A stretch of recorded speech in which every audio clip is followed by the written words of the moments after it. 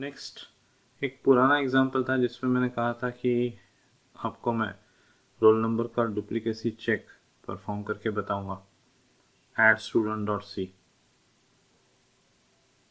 Just check that out. आप pause कर लीजिए, उस कोड को अपने सामने रख लीजिए, then see what I am doing.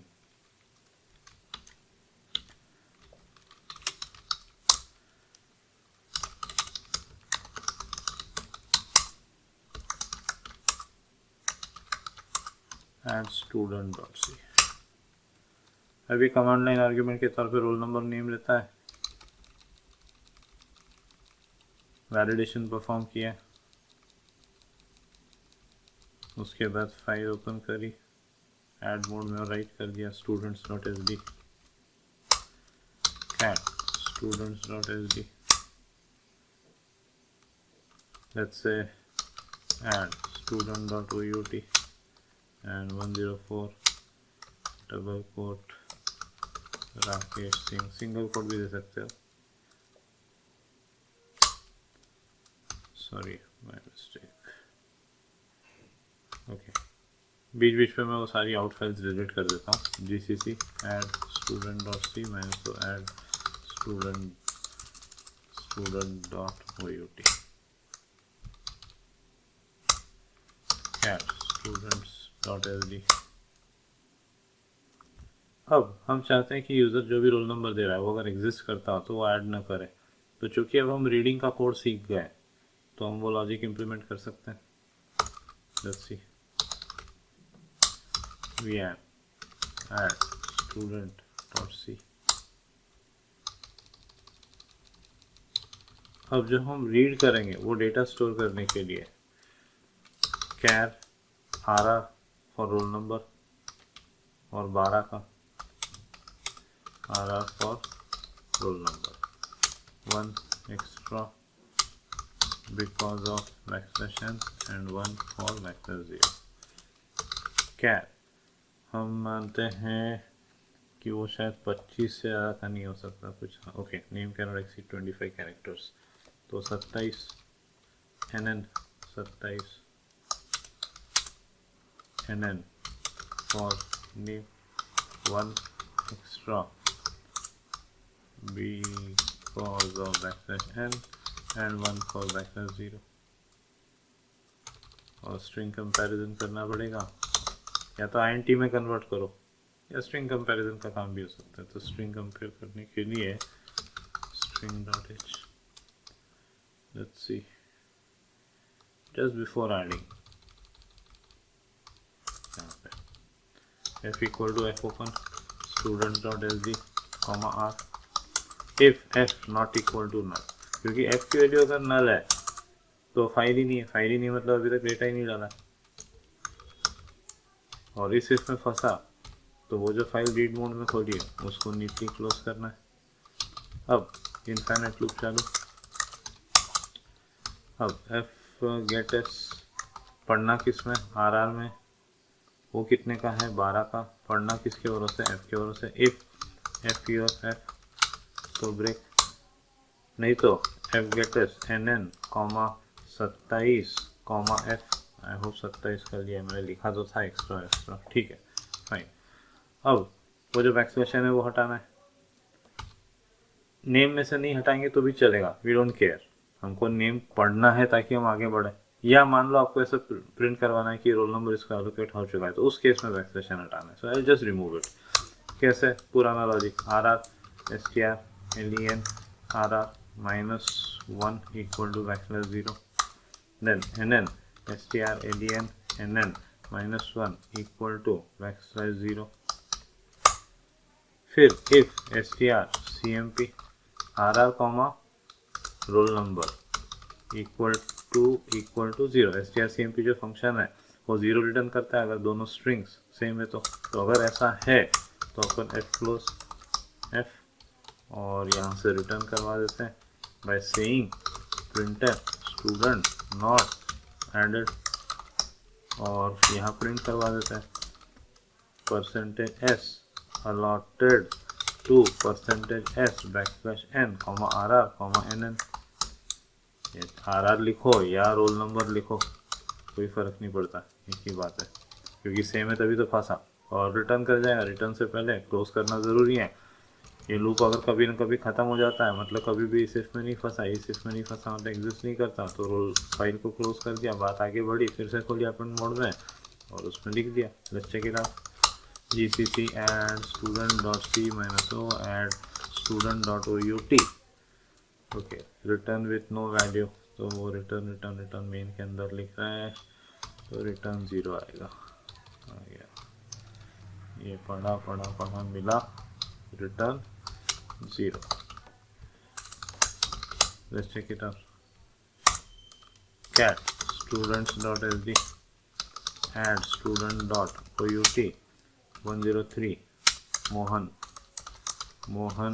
Gupta, 103 allotted to Shivam Sharma, 104 या 101 समीर गुप्ता, 102 तो Lokesh Singh, student not added, 105 student added, cat students.sd, ये हो गया, vim add student.c। Don't think कि मैं बहुत फटाफट कर रहा हूँ, सब कुछ पढ़ा चुका हूँ। मैं अज्यूम कर रहा हूँ कि आप वो सब पढ़ते हुए यहाँ तक आए हैं। अगर आप डायरेक्ट आए हैं तो nobody can help you out. Okay, pause करके लिख लीजिए, कोई दिक्कत नहीं। अगर आप दोबारा पूरा लिखते भी हैं तो ऐसा मत सोचिए कि टाइम वेस्ट हो रहा है। बिलीव मी, 20-30 साल तक आप ये कॉपी नहीं फेंकोगे अगर आप फेयर कर रहे हो सब कुछ तो, और करना भी चाहिए। लिख लीजिए, अगेन पॉज करके आएगा लिख लीजिए, अगेन पॉज करके आएगा लिख लीजिए, अगेन पॉज करके आएगा लिख लीजिए, अगेन पॉज करके आएगा लिख लीजिए। नेक्स्ट, अब अगर मेरे को int लिखना है तो बेसिकली अब मेरे को एक फंक्शन चाहिए। अभी तो मैंने int कैसे लिखवाया कि भैया स्ट्रिंग फॉर्म में लिखवा दिया। अगर मान लो मैं कमांड इन आर्ग्यूमेंट के तौर पे एक्सेप्ट नहीं करता और यूज़र से इनपुट लेता, इंटर रोल नंबर और ऐसा int में लेता, तो मैं उस int को स्ट्रिंग में कन्वर्ट करता। उसकी जगह एक दूसरा तरीका, use fwrite and fread to read write sequence of bytes from specified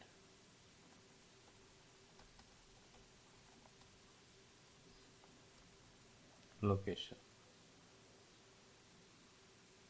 क्या आपको फिर वो राइट के कंटेक्स्ट में ये थोड़ा सा अजीब लग रहा होगा, तो उसको सुधार देता हूँ वापस, fwrite to pick bytes from specified location and write in file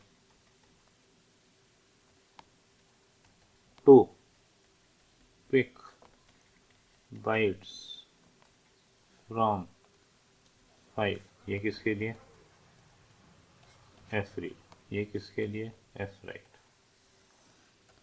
to pick bytes from specified file, to pick bytes from file and store it at specified location। और हम जब लिखेंगे पढ़ेंगे तो हम ये नहीं सोचेंगे int लिख रहे हैं, क्या लिख रहे हैं, हम तो एक लोकेशन देंगे और बोलेंगे वहाँ से इतने बाइट्स उठा लो भैया, तो लिख देगा। सिमिलरली इतने बाइट्स उठा लो और रख दो भैया, तो फाइल से पढ़ लेगा। फाइल को तो हम बाइनरी मोड में खोलेंगे, ये ध्यान रखना है। अब fwrite को कॉल करते हो, क्या बताना है? fwrite बेस एड्रेस मतलब स्टार्टिंग पॉइंट। नेक्स्ट, अब ये इस तरह से बना है कि आप ये बता सकते हो कि एक एलिमेंट की साइज क्या। अब एलिमेंट बोला तो ये मत सोचो कि अरे साइज ऑफ वन एलिमेंट। यहाँ I am requesting you not to think कि हम अरे लिखने की बात करें, लिख सकते हैं। साइज ऑफ वन एलिमेंट कह लो या वन रिकॉर्ड कह लो, आपका नज़रिया। और यहाँ पे हाउ मैनी एलिमेंट्स या रिकॉर्ड, और यहाँ पे वो फाइल स्टार वाली बात, किस फाइल के भरोसे।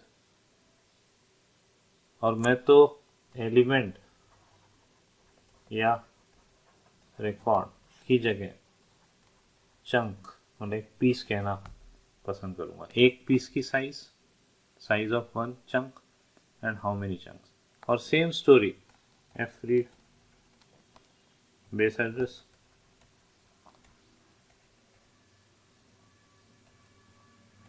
comma size of one chunk, comma how many chunks,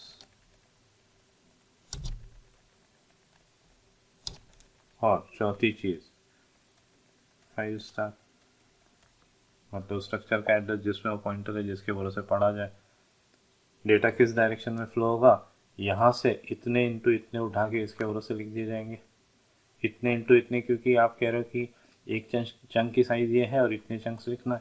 तो मान लो एक चंक की साइज 10 है और आप चाहते हो 5 चंक, तो 10 इंटू 5 50 बाइट यहाँ से उठा के फाइल में लिख दिए जाएंगे। पॉज करके लिख लीजिए, थोड़ा सा पेशेंस रखिए अगर नहीं भी समझ में आ रहा है तो।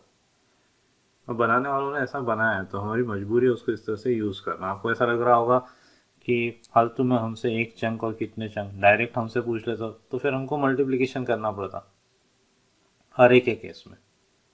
अब मेरे को मान लो एक ही आइडेंटिटी लिखना है तो मैं 4 लिखूंगा और एक चंक की साइज 4 और एक ही चंक लिखना है ऐसा लिखूंगा। बना के देखते हैं अलग अलग एग्जाम्पल्स, राइटिंग का भी और रीडिंग का। Let's start. ls -3 -10 325 VIM 325 Windows platform पे कुछ और भी एग्जांपल्स बनाए होंगे, देखते हैं। VIM EG 325.c। Okay, as far as remember शायद 328 तक हो गया था विंडोज प्लेटफॉर्म पे। देखते हैं CD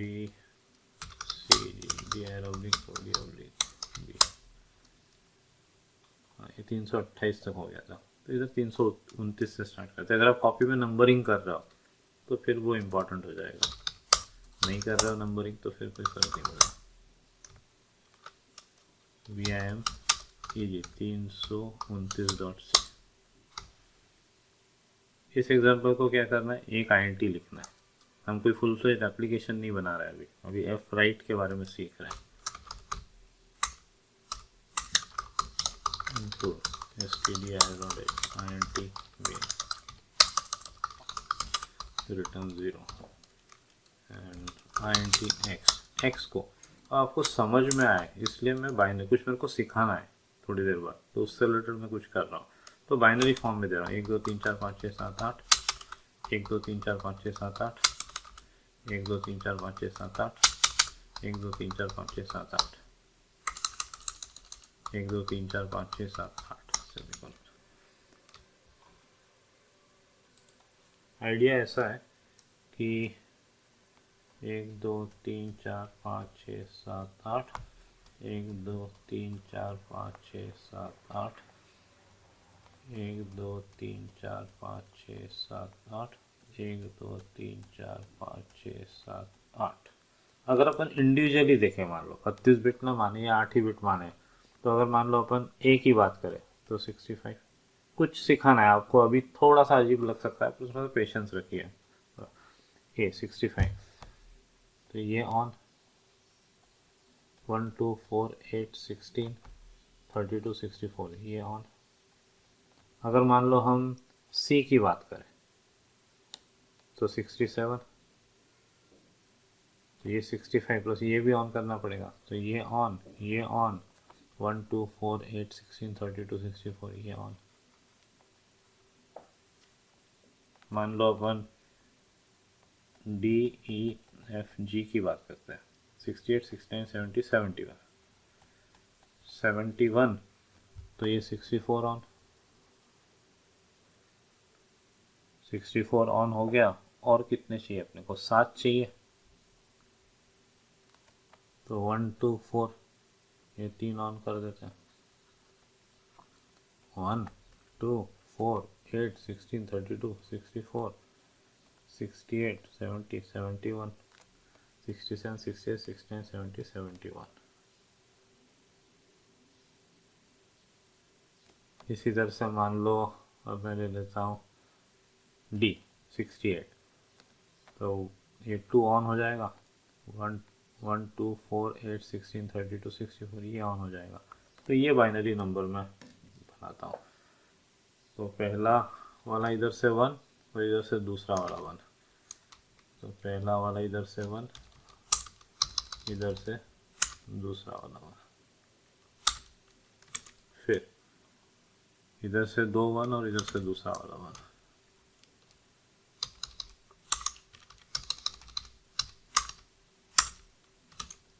फिर इधर के 3 1 और इधर से दूसरा वाला 1,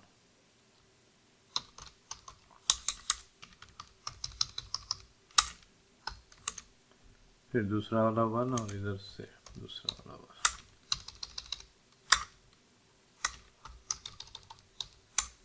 तो ये बाइनरी है।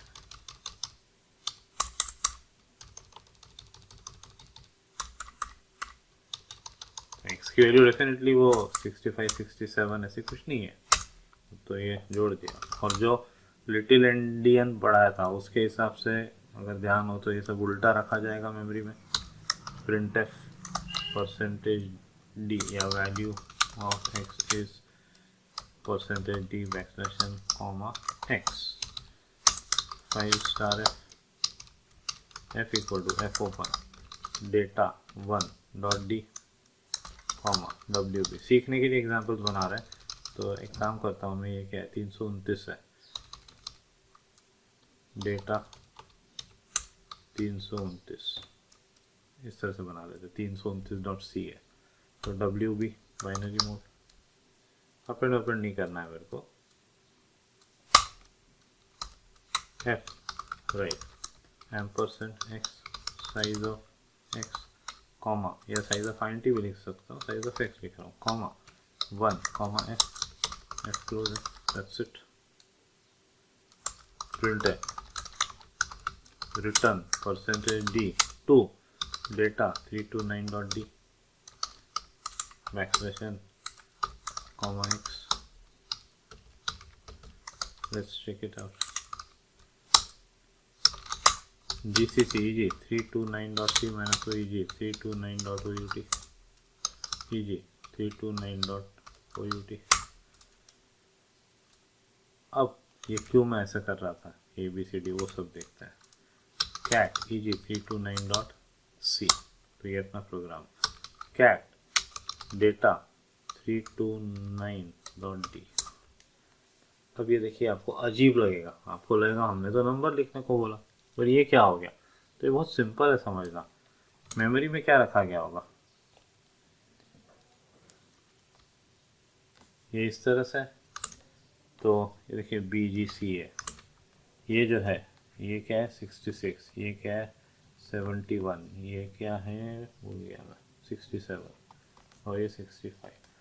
तो मेमोरी में तो ये because underlying architecture little endian है, तो पहले ये रखा गया, फिर ये रखा गया, फिर ये रखा गया, फिर ये रखा गया, और जो एड्रेस है उधर से बोला 4 बाइट लिख दो, तो फाइल में वो लिखा गया। और जो कैट कमांड है वो तो हर बाइट का कैरेक्टर रिप्रेजेंटेशन बता रही है, तो BGCA दिख रहा है, ये B, ये G, ये C और ये A। तो ऐसा ना सोचे कि हमने प्रोग्राम में ये असाइन किया नंबर, किधर गया वो नंबर, हाँ तो ये दिखाई देगा फाइल में, ये वहाँ 4 बाइट में रखा हुआ है, और लिटिल एंडियन आर्किटेक्चर है तो उसके हिसाब से रखा हुआ है। तो आप एक तो इसका ये पूरा लिख ही लीजिए, it's better you right all this कि प्रोग्राम चलाने पे ये आउटपुट आया, ये प्रोग्राम है। प्रोग्राम को मैं थोड़ा सा चेंज भी कर देता हूँ, फिर आपको जो दिखेगा फिर आपका उसमें दिमाग खराब हो जाएगा। वो दिमाग खराब ना हो इसलिए मैंने ये सब कैलकुलेशन किया, 65, 66, 67 and all that. Let's see VM या CP data sorry EG 329.c EG 330.c VM EG 330.c थोड़ा चेंज कर देता हूँ ऐसा करने की बजाय। 1256 ऐसा कर देता और डेटा 330 डेटा 330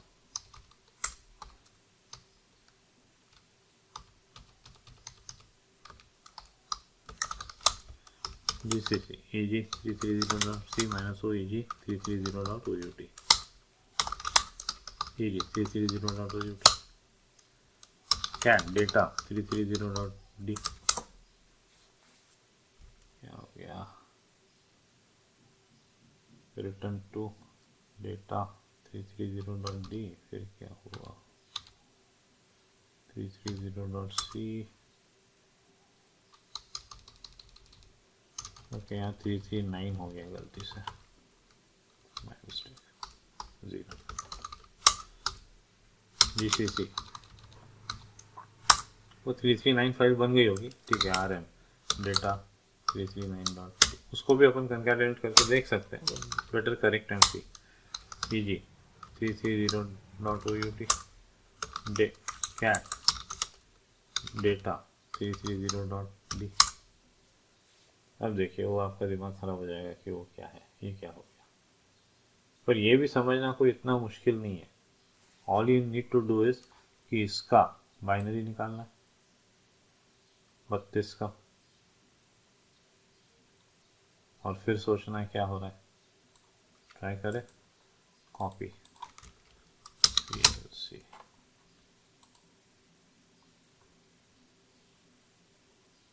प्रोग्रामर आपके एंड पे बाय डिफॉल्ट कुछ जनरल स्टैंडर्ड ऐसा आएगा, तो प्रोग्रामर नहीं तो आप तो सीधे मतलब बाइनरी भी निकाल सकते हो आप इसका, ये कोई मुश्किल नहीं है।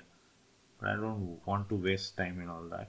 तो डेसिमल तो यहाँ लिख देता हूँ मैं 1256845 डबल चेक 1256845 इसका ये बाइनरी है। कॉपी कर लेते हैं, यहीं पेस्ट कर देता हूँ, ठीक। लेट्स सी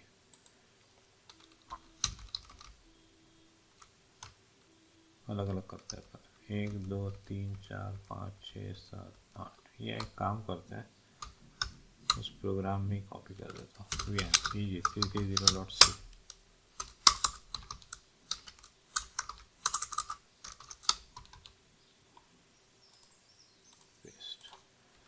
1 2 3 4 5 6 7 8 9 10 11 12 13 14 15 16 17 18 19 20 21 22 23 24 25 26 27 28 29 30 31 32 फिर 1 2 3 4 5 6 7 8 1 2 3 4 5 6 7 8 1 2 3 4 5 6 7 8। अब ये बनता है और अपन यहाँ पे printf %c \n comma 1 1 2 3 4 1 0 0 1 2 3 4 5 6 7 8 0 b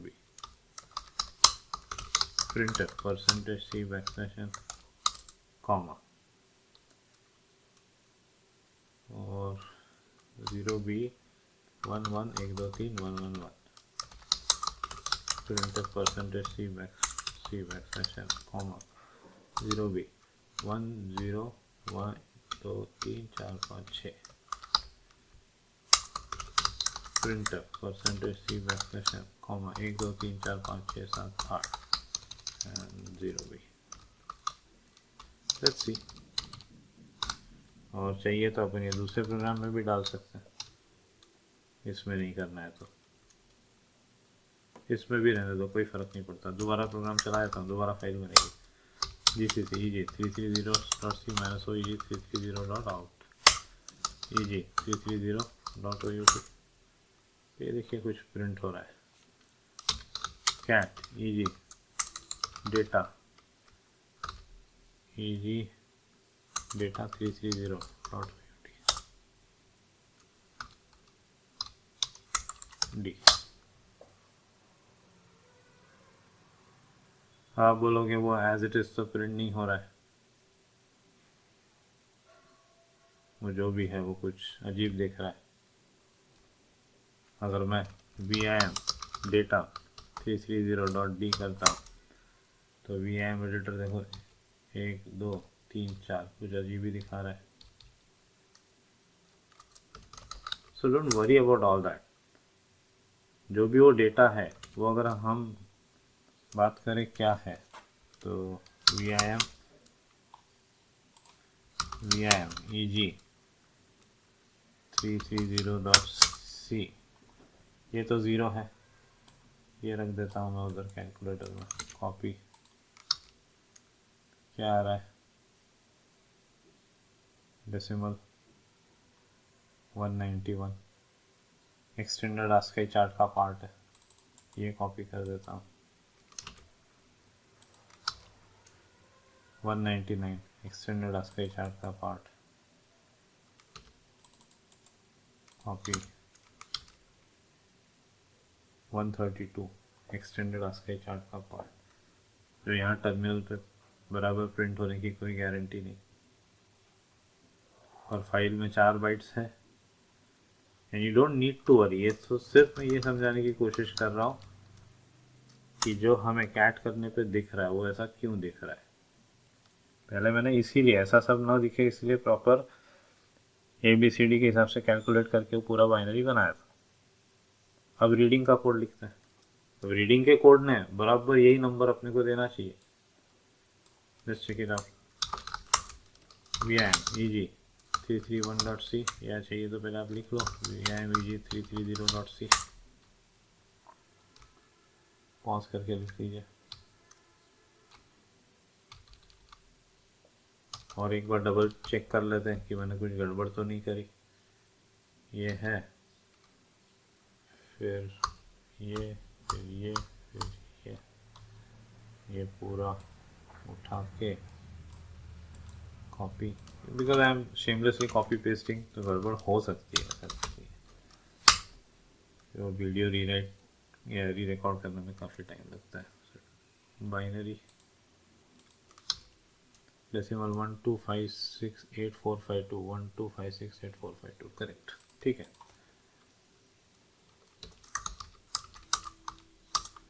pause करके लिख लीजिए, पॉज करके आएगा लिख लीजिए। अब रीड करने का कोड लिखते हैं vim eg 331.c।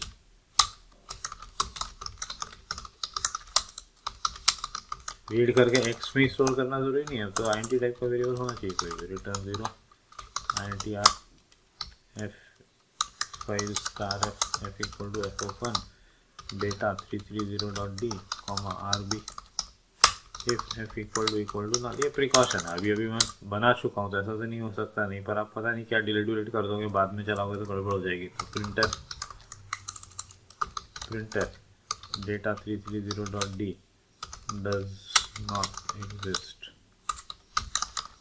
रिटर्न 0, नहीं तो fread %r size of r comma 1 comma f if fuff printer data 330.d does not contain int type value, ऐसे ही लिखूँ मैं तो। या नेसेसरी डेटा लिख देते हैं। चलो नेसेसरी डेटा एक्सक्लोजर रिटर्न 0, नहीं तो एक्सक्लोजर printf value read from file is %d backslash r gcc eg331.c minus o eg331.out eg331.out 1256842 cat eg330.c 12568 check कर लेते हैं 1256845 1268452 VM eg331.c पॉज करके लिख लीजिए, अगेन पॉज करके लिख लीजिए, आगे पूरा आरे लिख देते हैं VM eg332.c। सिंपल है, अब तो सब मोनोटोनस है, बस फॉर्मेलिटी के तौर पे ये लिख रहा हूँ मैं। int main रिटर्न 0, ये लॉजिक तो वही रहेगा।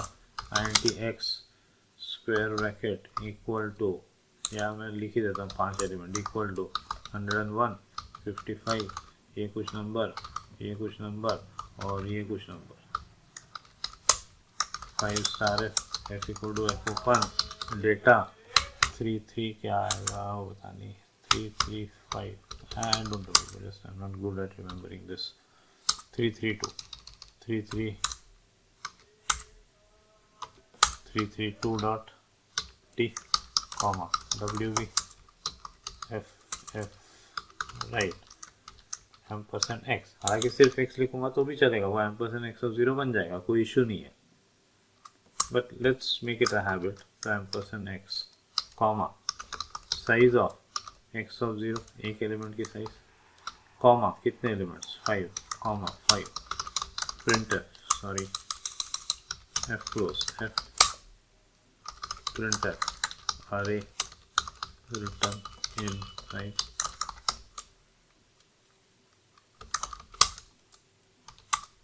in data data 332.d gcc eg332.c minus o eg332.out eg332.out cat data 332.d। अब जो दिखाई देगा वो दिमाग खराब हो जाएगा आपका कि ये क्या है, garbage, but try to understand. उसने 5 INT लिखे हैं, अब चिंता मत करो, पढ़ेगा तो ये तो वो टुकड़े टुकड़े करके वो जो है वो एक्सटेंडेड आस्की चार्ट का पार्ट होगा, इसलिए ऐसा अजीब कुछ आ रहा है। VM eg332.c पॉज करके लिख लीजिए, रीडिंग का कोड लिखता है VM eg33.c sorry VM eg333.c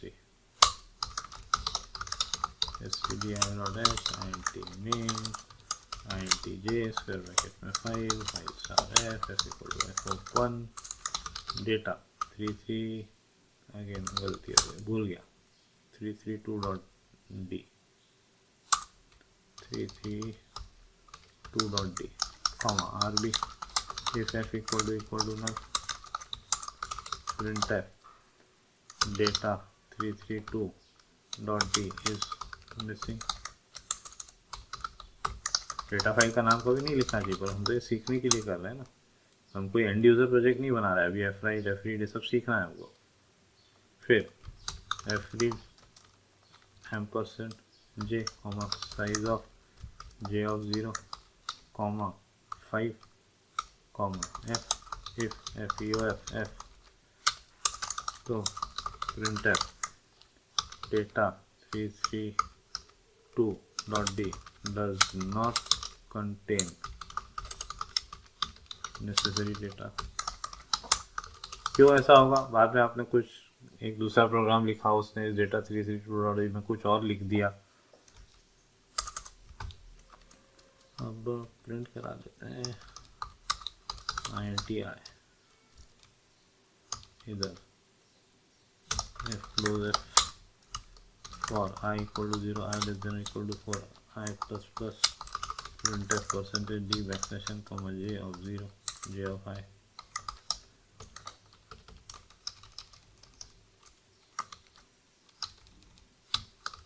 return 0. Vn eg332.c बस चेक कर रहा हूँ क्लोज किया था कि नहीं. यस किया था. gcc eg333.c -o eg333.out eg333.out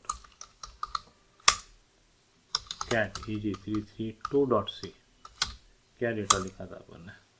101 55 24234 5464 -21314.